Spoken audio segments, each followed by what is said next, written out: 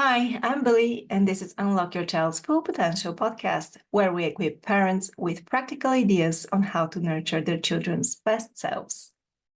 Can you imagine what life looks like with 10 kids? A mix of biological and adopted, a blend of public school and homeschooling, and a schedule bursting with over 20 weekly appointments? Meet Laura Hernandez, a powerhouse mom in the heart of Dallas who turned chaos into calm, creating a heaven of peace in her bustling household. In this episode, Laura and I are diving deep into the secrets of her mama systems, the lifeline she crafted over years of trial and error. We're tackling the burning question: how do systems and routines transform the daily juggle, making it not only manageable, but also a source of joy? Laura's journey from reading countless books to realizing that the perfect answer didn't exist led her to create systems tailored for her unique family. Now, she's on a mission to share these invaluable life hacks with you. We'll explore how implementing routines can lighten the load, allowing you to be present with your kids without drowning in housework. Join us as we uncover the magic of systems, discover the art of delegation, and learn how your family can operate as a harmonious team. Laura Hernandez is not just a mom of 10. She's your guide to a more peaceful home. Let's dive in. Hi, Laura. It's an honor to have you here. A proud mama of 10. That's an accomplishment in itself. And I know some days I feel so overwhelmed taking care of 3 kids. And you say you live calmly and peacefully. So tell me more. I want to know more. How old are your kids? How does a typical day look like for you? Yeah, our oldest is 17 and our youngest is 4. They're all kind of crammed in there. We adopted a sibling group of 3 out of foster care. So some of them are like same age, right around the same age.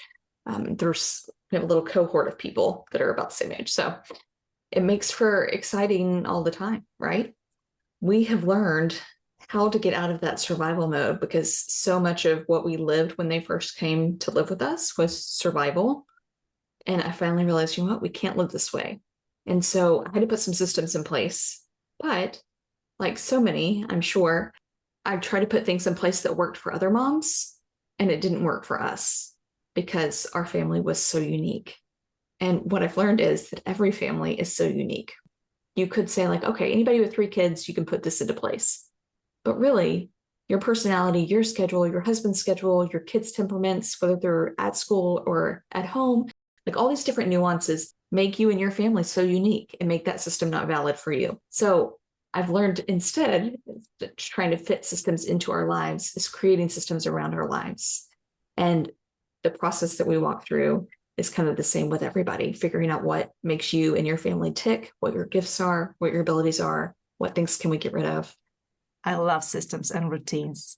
And I guess that's the reason you can stay on top of things despite having so many responsibilities and so many people.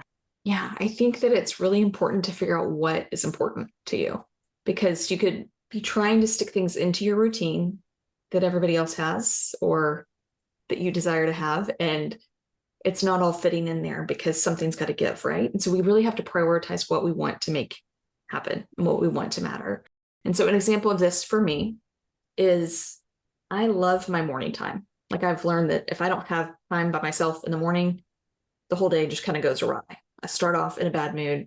I'm in a bad mood towards my kids. I'm just not liking who I am in the morning if I don't get that time.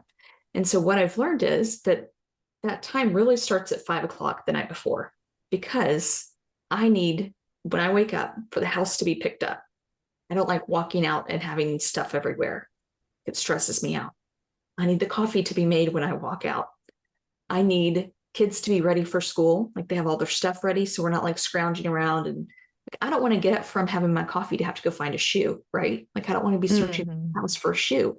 So these are some things that I've noticed about myself and made a system for the night before. So at 5 o'clock, one of the things that we do is we have our 5 o'clock jobs. This is very creative on our part, what we call it. But in those jobs, everybody has 3 things that they're in charge of. So number 1, they each are supposed to get ready for the next day. And so that could be depending on the kid and depending on what they have the next day. That's making their lunch, laying out their clothes, finding their shoes, finding their glasses, getting paper signed. Whatever those things are for that kid, those all need to be done during that 5 o'clock job time. The next responsibility they each have is doing something for dinner. So this helps kind of build the teamwork mentality in our home because we're all working together and we're all trying to get towards a common goal, which is dinner, because we all love to eat, right? But that way we're all working together and making that happen. So for little ones, it could be putting spoons on the table. And for my older one, it could be entertaining a baby while I'm trying to cook. So depending on the kid, depending on their abilities, everybody has a little job for that. And then finally, everybody has a zone that they're in charge of. And this could be a space like the living room. So you need to pick up the living room, or it could be Legos. Like, I need you to pick up all the Legos around the house. Go find all the Legos, and that's your zone. That's your area where you are in charge of. And I think it's important to be really specific in those things, because I know that when I walk into a room and there's stuff everywhere, I can feel so overwhelmed. And sometimes I'm like, I don't even know where to start because there's so much. I'm sure we have all felt that way. But I think our kids definitely feel that. And they don't have the tools yet to know, like, okay, why don't I start with picking up the trash? Okay, then I do blankets, and then I do pillows, then I do toys. Like, they don't have those abilities yet. And so if we can help train them and teach them, just pick out one thing in this room, and I want you to find all of that. So you are in charge of blankets and pillows. Just find the blankets and pillows and pick those up. And that way they can learn how to break down tasks a little better and start tackling bigger tasks on their own. Amazing. You know what comes to mind? 5 p.m. What about the rest of the night? Isn't the house messy again in a few hours? My house looks messy all the time. They start playing somewhere and then they take out the toys and more toys and more toys. How do you motivate them to clean after themselves every time? Because they don't like to do that. Yeah, they don't like to do that. One of the phrases I've loved to use, and I wish I would have learned this earlier on, but it's the phrase, yes, but first. So your kids want to watch a show. Yes, you can watch a show, but first I need you to clean up the living room. Once you clean up the living room, then we can turn on a show. And so they've already asked you for what they want, and you know that's a motivating factor for them. And so what do you need done? What do you need to have them do before they turn on the show or before they go outside to play? And just kind of always peppering everything with that. It kind of teaches them that responsibility of like, okay, I need to get my stuff done first before I go play, or I need to get my stuff done first before I have this reward, you know? Okay. Yeah, amazing. And what about if one of them doesn't do the work they're supposed to? Do the other ones get aggravated about that? Because, oh, I'm doing my job and she isn't. It's not fair. Do you have situations like that? Well, I think that getting specific about responsibilities is really helpful with that, because when I come back into the living room and there's still blankets and pillows on the floor, I know exactly who to talk to about that. Mm-hmm. Like, Sam, you need to come in here and do your job. He's being reminded, but I'm not telling everybody, you guys, I told you to clean up this room. Why isn't the room clean? Well, he didn't. That's when all the bickering comes in, because then we're all blaming everybody. Yeah. It's not my fault and whatever. But if I know each kid has a certain job, and Henry's in charge of picking up the Paw Patrol toys, and Andrew's in charge of picking up the other toys, and then Sam's in charge of blankets and pillows, I know exactly who to talk to of like, hey, Betty, you missed some toys over there in the corner. Can you go get those? And it just becomes very matter of fact. This is what we're doing. We're not going to rotate jobs every week so that we get confused by things. Our goal is to keep things simple so that you can remember how to be the manager of your home. Like, you're going to create this beautiful system, and then we're going to stick to it so that way you remember it and you can continue to reinforce it with your kids. Okay, so chores stay the same for a long period of time for each of the kids. Yes. Don't they get bored, or it's better for them to do the same thing again and again? Well, I personally think it's better, simply because, like I said, I'm not having to keep track of it all. And I think that there's a lot of confusion. We're not really clear about things. If I were to say everybody go do their jobs and they just changed, I'd probably hear a lot of, I don't know what my job is. And then I have to be like, oh, great. Well, where did I write it down on? Like, okay, let me go find it. While I'm looking for it, people are wandering off and going and finding other things to do. And then like trying to gather everybody back up again. And like, it's just too much time and too much energy on my part. And so I mean, we'll change things maybe about once a year when the new school year starts and things kind of shift or schedule shift. But other than that, we try to keep it pretty basic across the board and give my kids opportunities to learn how to clean other things. And they have opportunities to do other things around the house. So it's not like they're not learning how to unload the dishes or not learning how to vacuum a room, right? We're going to give them those opportunities to teach them how to become great independent adults when they leave our house. But just for the day-to-day picking up and maintaining the household as a team, I found it's best to just kind of keep everybody in their playing positions. I love that. And this way you don't have to keep nagging. Did you clean the room? Did you do the dishes? It's much easier that way. I love it. Hey, amazing parents out there. Are you tired of those eye rolls and back talk from your preteen? Ever wonder if there's a way to bridge the communication gap and build a stronger connection? Imagine a future where your preteen seeks your guidance willingly, goes you first in times of trouble, and opens up about their challenges. Picture a harmonious dynamic where you both work together seamlessly. Well, the good news is you don't have to imagine anymore. Download my free guide, Unlocking Preteen Communication, 10 Secrets to Stronger Bonds. Learn the common communication mistakes parents make and the tiny tweaks that create a massive impact. It's time to crack the code on preteen communication and strengthen the bond with your child. Click the link in the show notes and let's make those connections thrive.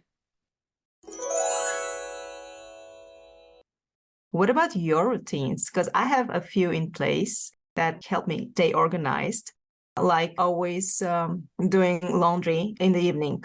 In the morning, I have a fresh load I can put in the dryer. So I know every evening I have to do that. Or every evening I turn on the dishwasher. So in the morning, I have clean dishes and I have somebody to unload the dishes. So these are a few that I remember a few years ago I didn't have. And it was overwhelming because I had to think, okay, and do I have to do laundry today or not? And now I know I just do laundry every night.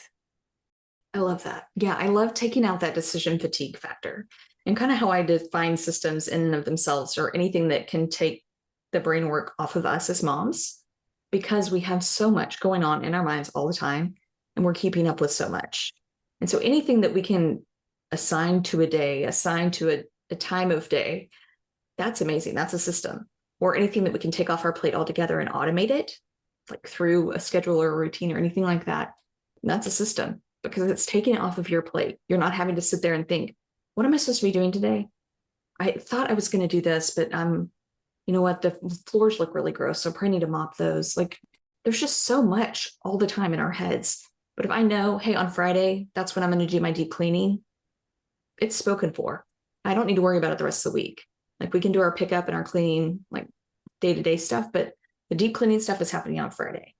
And for us, we do a laundry day. So it's kind of not the same thing, but it's kind of the same thing in that I know exactly when we're doing our laundry and when I'm putting it away and when we're getting it all done. And so that way, the rest of the time, I'm not worried about, do I need to do this? It's not just those nagging questions all the time because everything is assigned to something.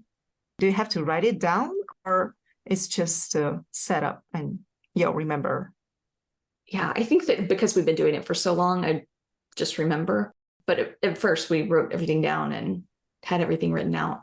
For the kids, we do create charts for them. And that just helps, you know, if people are like, I forgot what I'm supposed to do. I'm like, okay, go get your chart. I don't need that going around in my head, right? I can just say, hey, go look at the chart. And the chart in itself is clear, precise. They know what they're supposed to be doing and they can do it on their own. And they can mark when they've done something and feel accomplished. Yeah. Yeah. Awesome. So what's your favorite system? It could be not the housework. It could be business because you're a work-at-home mom. What's your favorite one? The one that you would recommend to any mom out there? I think my morning time has been the most life-giving for me, just across the board. One of the things that, you know, we talked about the 5 o'clock jobs kind of feeding into that and making that for a calmer morning. But another thing that I think that has really helped is kind of having a space prepared for me. And so by that, I mean like our fireplace area, I have a chair that I sit in. And by that chair, I have my book and my Bible and my journal and all the things that I want to like be intentional with in the morning. I have those all sitting right there. This helps because I'm not like, oh, crud, what did I do with that? Where did I put that? Oh, I need to go get a pen and like getting up because once I get up from my spot, I'm done. Like I just get so distracted with all the things around me. And so this just helps me stay focused and really be intentional with that time by being intentional with my space around me. Does that make sense? Yeah, it does. Yes. How much time do you need in the morning? Like, how much earlier do you wake up? I used to kind of roll out of bed like 10 minutes before and just try to have a cup of coffee. But I think the more I started enjoying that and the more I could see that I do so much better when I have more time, I kind of started creeping it up a little bit. And so I wake up at 5:10 and I have to get up first kid at 6. So everybody has differing schedules. Another thing we've done to make this very successful is by putting alarms on my phone. And that may seem annoying to some, but what it's helped me do is not check the clock every 2 minutes. So I know at 6 o'clock, Hannah's alarm's going to go off and I need to go get Hannah up because she has to be on the bus at 6:30. At 6:15, I need to go get the boys upstairs up because they have to leave by 6:40. And then at 6:55, another alarm goes off to go get 2 other kids up because they have to be on the bus at 7:30. So That sounds like a lot. yeah, it is a lot. And it was like, okay, wait, do I need to leave at what time? So I need to get them up at what time? Like, I felt like it was just constantly trying to problem solve in my head when I needed to get everybody up and when we needed to get out the door and all the things. But setting those alarms, like sitting down, planning it once, and then setting those alarms with the name on it, get Hannah up, has like changed my life. And I realize that seems a little extreme, but it's like during that time, I can just be in that time. I don't have to worry about the time. Oh, that's amazing. I can't imagine so many. Why don't they have their own alarm clocks and just have them do it by themselves? Well, that's a really good question. 3 of them I wouldn't trust to do that in the slightest. They just You would know not your want. kids. And then the boys upstairs, our littlest one is supposed to be sleeping up there. He ends up in our bed most nights, but he's supposed to be sleeping up there. And I don't want him to wake up when he actually sleeps up there. I would rather him sleep more. And so I just go get them up because I don't want to deal with an up baby, you know? Where did you get the courage to have such a large family? I like that you use the word courage. Thank you for that. Yeah, I've just always wanted a bunch of kids, first of all. But after we had number 5 is when we adopted the sibling group of 3. And that felt just like an obedience thing. It felt like we're supposed to be doing that. And so we need to walk in obedience to that. And then the other 2 were a fun surprise. I'm not arguing. I like them. They're really sweet. Are you done? Or are you planning more? I think we're done. I think we're tapped out here. Okay, what are some of the ways you nurture the connection with your children? Having such a large family, you probably have to be really intentional about paying attention to each one of them.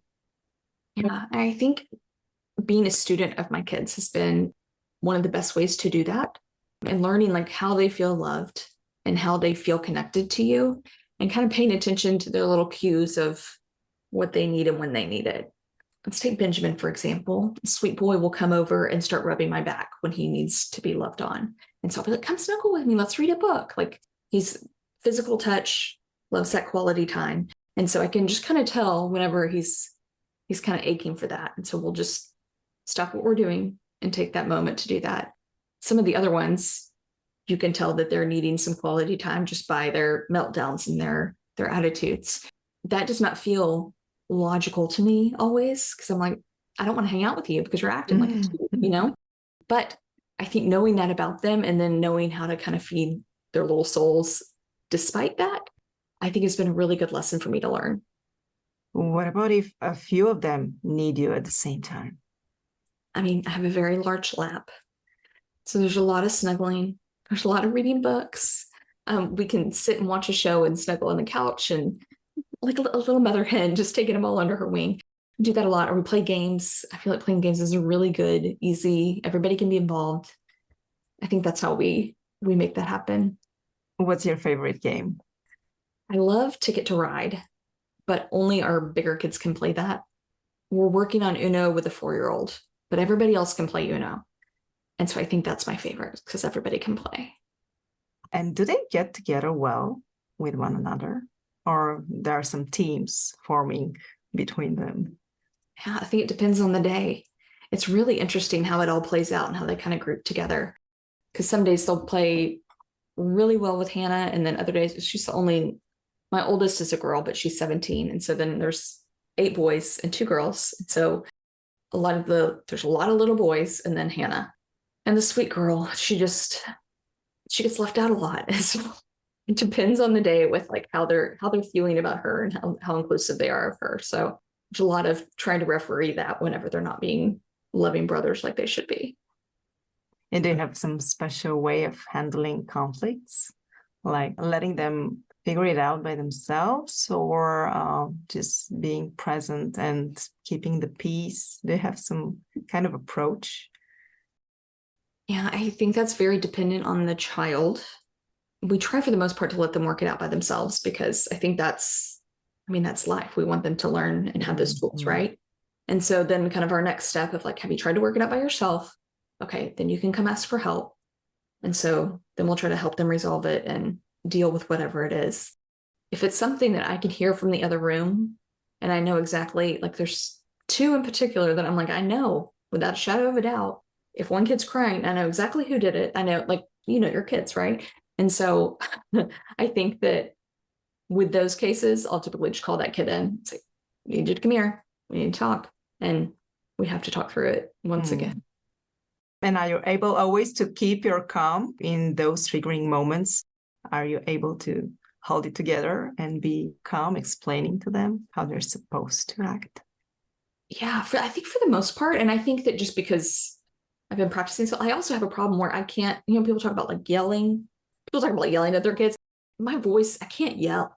I have a hard time. So even when I'm like, guys, be quiet, like I'm like, Tony, would you do that for me? Because I can't be that loud. Sweet problem. I don't recall the last time I've yelled at a kid, but I did the other day. And I was telling him something. He just kept walking. I was like, Charlie, come back. Charlie, come back. So I was like, Charlie. And he was like, you're yelling at me. I was like, no, you're not paying attention. But it was the first time that I remember like actually yelling at one of my kids, because I'm not saying that because I'm so perfect. Like, know that I have all the like yelling thoughts in my head. So please don't hear me say that I'm perfect or I've got this down. I think that I just know how quickly my voice just gives, and I can't let myself go there because it just escalates everything and it just does not work well for us. So I was just thinking, do you have time of peace and quiet besides the 1 hour in the morning? It could be a lot. Yes, it can be a lot. So it depends on the day. I try to figure out those times of self-care and really prioritize those, because I know how important that is. Just continually as a mom, you're pouring yourself out. And so we've got to be able to take care of ourselves. We've got to be able to prioritize ourselves and our energy levels and our love tanks and all the things about us that make us apart from our kids. We got to take care of that. And so I think finding those times throughout the week, whether that's doing counseling for an hour a week, or going and getting a massage, or going to the chiropractor, like whatever those things are that fill you up, really creating space around those to make them happen. I do believe self-care is very important, because you could feel when you're depleted how there's no way that you're going to be able to respond in the right way to a triggering situation. So one of the things I'm currently doing, because I love to wake up early in the morning before the kids, and I take an hour or so just to have a guided meditation, and then do a cold plunge. We recently bought one of those inflatables, and it's an amazing start of the day. Just resets your whole system. It sounds so cold to start your day that way. Yeah, but it's a shock to the system. So after that, you're much calmer, ready to take it all in. Is there anything else you would like to talk today that we didn't have a chance to touch upon? No, this has been so fun chatting with you. I would love to share a little self-care guide that I have. Awesome. That kind of walk you through how to create a good self-care system. Like just thinking about on a practical level of how can I take care of myself today? What does my body need today? Is that lighting a candle before the kids come home and just taking 5 deep breaths? Like, what do I need and when do I need it? And then once we create that plan, figuring out how to ask for help in those things. So I would love to share that with you, just for you to share with your audience, if that's okay. Amazing. Yeah, I'll put it in the show notes. And would you like to tell people where they can find you and further connect with you Yeah, they would like a personalized system for their own life. Yeah, which would be so fun. Mamasystems.net is my website. And then I'm at Mama Systems on Instagram and Facebook. Thank you so much for listening and letting me be a part of your day. Don't forget to subscribe so you get notified when a new episode drops. I'll see you next week.